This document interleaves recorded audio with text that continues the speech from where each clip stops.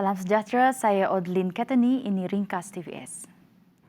PLAS Malaysia Berhad PLAS mengesahkan sebuah pesawat ringan melakukan pendaratan cemas di lebuh rayanya berhampiran sedenak kulai pada Ahad ekoran masalah teknikal.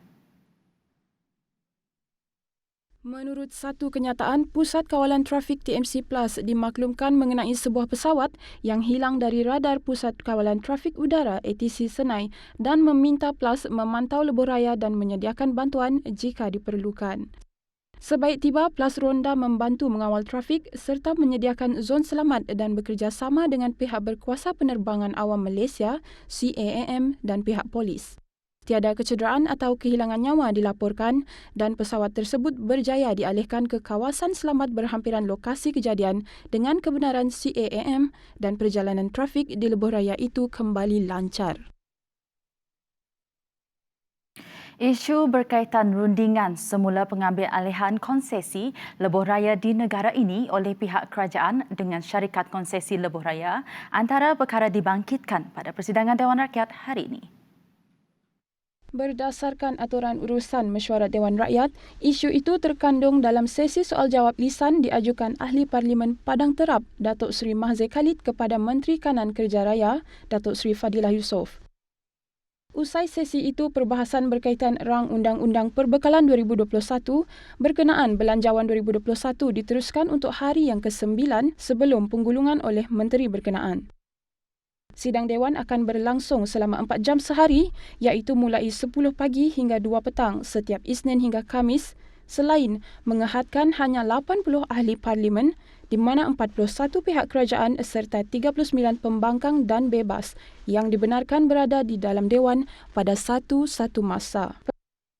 Peraturan itu diperkenalkan sebagai langkah berjaga-jaga berikutan penularan wabak COVID-19. Menurut takwim Dewan Rakyat, mesyuarat ketiga penggal ketiga Parlimen ke-14 akan berlangsung selama 27 hari sehingga 15 Disember. Usahawan Perusahaan Kecil dan Sederhana PKS disaran memohon logo buatan Malaysia untuk produk yang dihasilkan bagi mendapat pengiktirafan dan kepercayaan pengguna. Kata Timbalan Menteri Perdagangan Dalam Negeri dan Hal Ehwal Pengguna KPDN HEP Datuk Rosul Wahid, logo buatan Malaysia adalah pengiktirafan bagi menentusahkan bahawa produk yang dihasilkan adalah dibuat di Malaysia serta berkualiti. Bermula April 2009 hingga Oktober 2020, KPDN HEP telah merekodkan sejumlah 1,236 permohonan pendaftaran logo buatan Malaysia dengan jumlah unit penyimpanan stok yang dipohon untuk mendapatkan pelabelan logo sebanyak 19,816. Antara kategori perniagaan yang boleh memohon penandaan logo buatan Malaysia ini ialah produk makanan dan minuman, perkhidmatan, kecantikan dan kesihatan, fashion, aksesori dan kraft, kelengkapan rumah dan perniagaan agro. Katanya lagi, produk yang memiliki logo buatan Malaysia dapat meningkatkan keyakinan pengguna kerana penggunaan logo ini tidak diberikan sewenang-wenangnya kepada pengusaha produk dan perlu melalui prosedur permohonan yang ketat.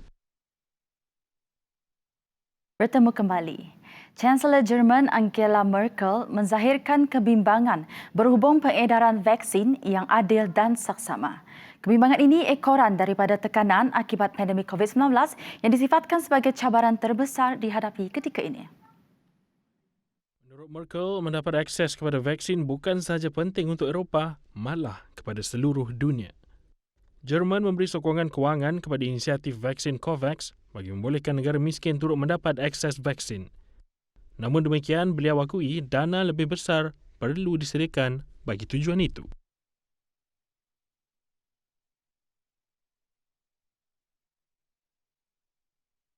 Kementerian Kesihatan Indonesia melaporkan 4,360 kes baharu COVID-19 direkodkan pada Ahad.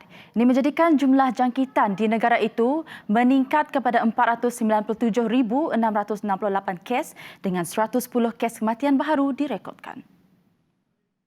Ini menjadikan jumlah kes maut akibat COVID-19 setakat ini di Indonesia adalah seramai 15,884 orang. Bagaimanapun, memetik laporan The Jakarta Post, jumlah mangsa yang sembuh meningkat kepada 418,188 orang. Kementerian itu melaporkan seramai 26,535 penduduk menjalani ujian saringan pada Ahad, menjadikan jumlah yang sudah berbuat demikian sehingga kini adalah seramai lebih 3.5 juta.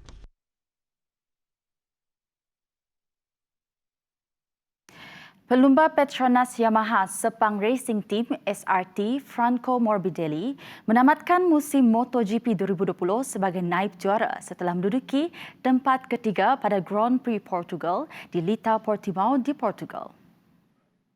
Pelumba Itali berusia 25 tahun itu hampir berjaya meraih tempat kedua pada perlumbaan berkenaan namun berjaya dipintas pelumba Australia Jack Miller daripada Pramac Racing pada pusingan terakhir. Sementara itu, Miguel Oliveira, pelumba Portugal daripada Red Bull KTM Tech 3 yang menguasai perlumbaan dari awal, merangkul kejuaraan kedua musim ini. Rakan sepasukan Morbidelli, Fabio Quartararo dari Perancis sekadar mendapat tempat ke-14 daripada 18 pelumba.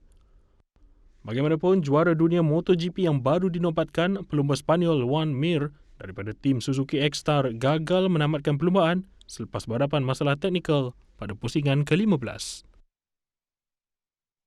Penyerang Liverpool Mohamed Salah disahkan negatif jangkitan COVID-19 dan dibenarkan untuk kembali berlatih bersama The Reds pada Isnin. Pendedahan keputusan COVID-19 pemain itu diumum pengendali Liverpool Jurgen Klopp pada sidang media selepas perlawanan antara pasukannya dan Leicester City. Terdahulu, Salah terlepas perlawanan yang menyaksikan kemenangan Liverpool 3-0 ke atas Leicester City di laman sendiri susulan dijangkiti COVID-19. Menurut Klopp, pemain bintang Mesir itu kini boleh kembali beraksi menentang Atalanta dalam Liga Juara-Juara UEFA pada malam Rabu ini. 13 November lalu, Salah disahkan positif jangkitan coronavirus biarpun tidak menunjukkan sebarang gejala. Menurut laporan Persatuan Bola Sepak Mesir menerusi laman web rasminya, pemain yang berusia 28 tahun itu didapati positif selepas pihak perubatan pasukan kebangsaan melakukan ujian saringan. Laporan itu tadi mengakhiri ringkas TVS untuk jam ini. Teruskan kesetiaan anda bersama kami. Ingat, peperangan kita menentang COVID-19 masih belum selesai. Jaga kebersihan diri, jaga penjarakan fizikal dan patuhi SOP yang telah ditetapkan. Kita mampu melakukannya. Saya Odlin Ketani, salam hormat dan jumpa lagi.